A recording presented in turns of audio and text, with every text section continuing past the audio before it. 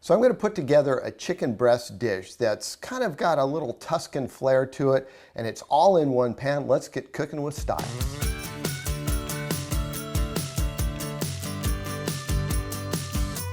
What I love about this chicken dish is it's all in one pan, and that is something Steve Price really likes. Now we've lightly seasoned our chicken with a little bit of salt and just a dash of pepper on top. We're going to take the pan that's already hot, put in about 2 tablespoons of olive oil, give that a little swirl around so we coat the pan nicely. If you don't have cast iron, you can just use a nice thick fry pan. And we're going to sear it skin side down to get a nice brown on top of that.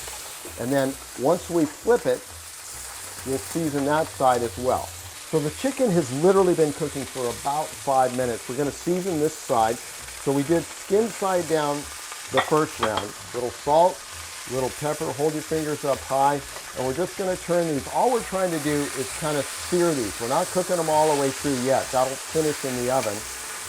And we'll let this side brown just another 3 or 4 minutes, and then we'll finish this off and get it in the oven. So the chicken's ready to come out. We got a nice little brown on the other side too. I will tell you though, this is kind of messy, the frying part right now. But we're going to leave all the drippings that are in the pan with that olive oil, set the chicken aside. I'm going to take my onions, put those in there, and I'm going to take my garlic along with a little bit of crushed red peppers. And this is kind of optional. I kind of like to spice it up a little bit, so some crushed red peppers. We'll take those, saute that up for maybe just 2 or 3 minutes to make the onions translucent. Onions and garlic are looking good. Let's get these tomatoes in. I'm using Roma tomatoes. The reason I'm using Roma or plum tomatoes is because they have a much lower water content. We'll just kind of toss those lightly.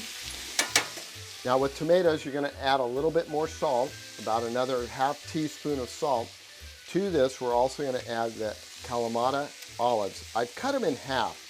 I like to make them a little bit more small because they are very salty, and that's the reason I only used about ½ teaspoon of salt in this next phase. All right, we've got our tomatoes and olives all mixed in. Now, this is where you can choose. You can go with dried oregano, but if you've got fresh oregano, put that in and sprinkle it kind of around in there like so, and then we'll work our chicken down in on top of that.